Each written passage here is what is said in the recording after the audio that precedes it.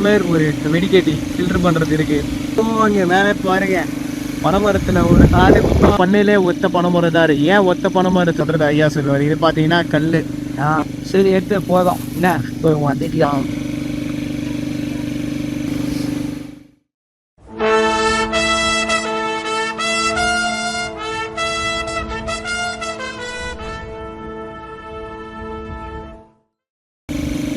Case கையில் பாருங்கள் ஒரு டம்ளர் ஒரு வெடிக்கேட்டி ஃபில்டர் பண்ணுறது இருக்குது. எதுக்கு நான் இந்த நிலைமையோட இதை வச்சுன்னு உக்காந்துன்னு இருக்கேன்னா, அதோ அங்கே மேலே பாருங்கள் பனைமரத்தில் ஒரு ஆடு மாதிரி ஏறி இப்போ பதினியோ கல்லை இறக்கின்னு இருக்காரு. கல் அவருக்கு பதினி நமக்கு ஓகேங்களா. அவருக்கு கிட்டத்தட்ட ஒரு 30 வருஷம் எக்ஸ்பீரியன்ஸ் இருக்கான் பனைமரம் ஏறத்தில். ஒரே ஆள் தான் 50 வயசு ஆகுது. நல்லா கன்று மாதிரி ஏறி இருக்கிறார் பாருங்க.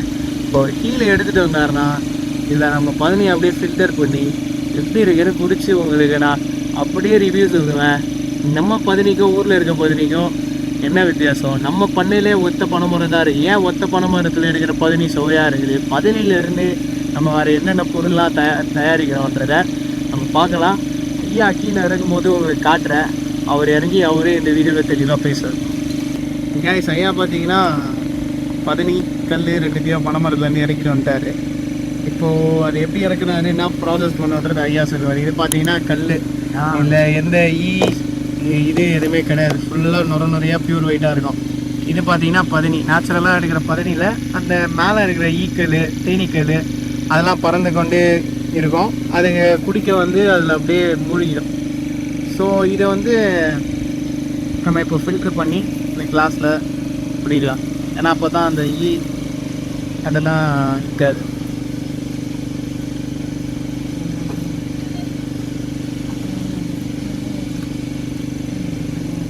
சரி எடுத்து போதும் என்ன வந்துட்டு ரெண்டே இருவீங்க. அதாவது நம்ம ஒரு நான் குடிச்சு காட்டுறேன்.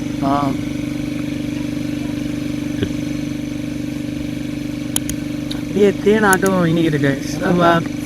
ஆல்ரெடி போட்டிருப்போல தேன் பழம் வீடியோ.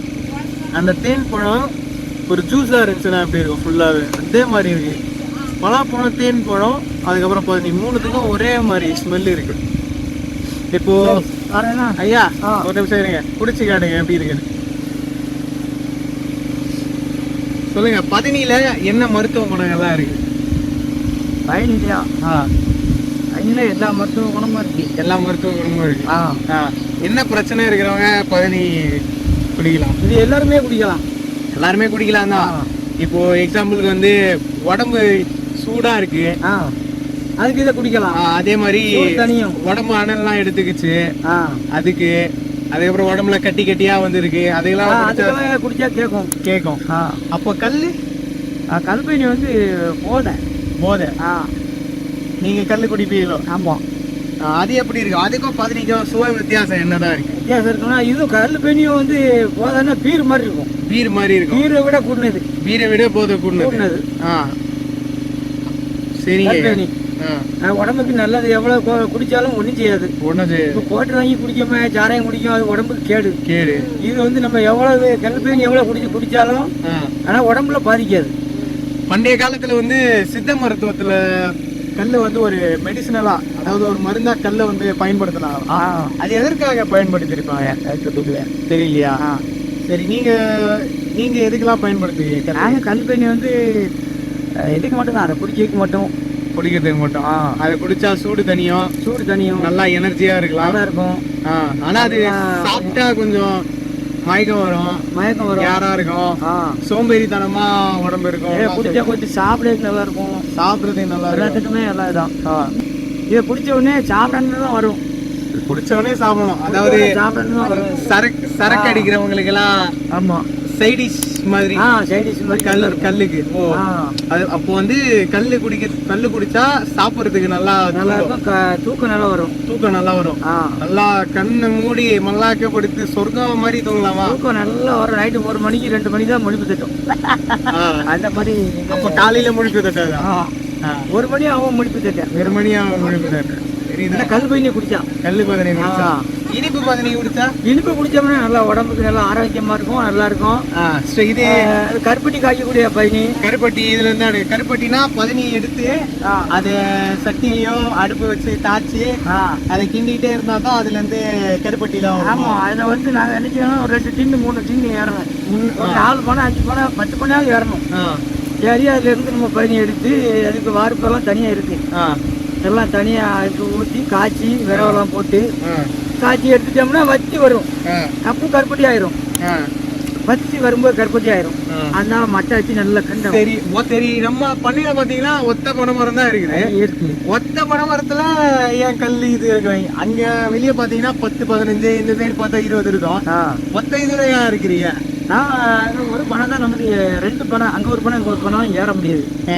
வேற பணம் வயல், இந்த வயலையும் பாப்பாட்டி இருக்கு. சரி, அதனாலதான் இது நமக்கு சுண்ணாம்பேனியும் வேணும், நமக்கு ஒரு ஆசைக்கு கொடுத்துக்கலாம் அப்படிங்கிறதுக்காக நான் இந்த பணம் ஏறி வரேன். ஏன் ஒத்த பனை மரத்துல ஏறினா கல்லு நல்லா இருக்குமோ? சுவையா எல்லா பணத்தையும் நம்ம கட்டிக்கலாம், அது நம்ம முடியாதுல. ஒரு பணம் மட்டும் தான் ஏற முடியும். ஒரு பணம் மட்டும் தான். ஆமா, கல் வந்து அண்ணன் சொன்னாரு ஒத்த பனை மரம் இருந்துச்சுன்னா சுத்தி எதுவும் இல்லைன்னா அதுல வந்து பதினி கொஞ்சம் எடுக்கிறது இனிப்பாவும் இருக்கும், ஒரிஜினாலிட்டி மாறாது, கெமிக்கல் எதுவும் சேராது.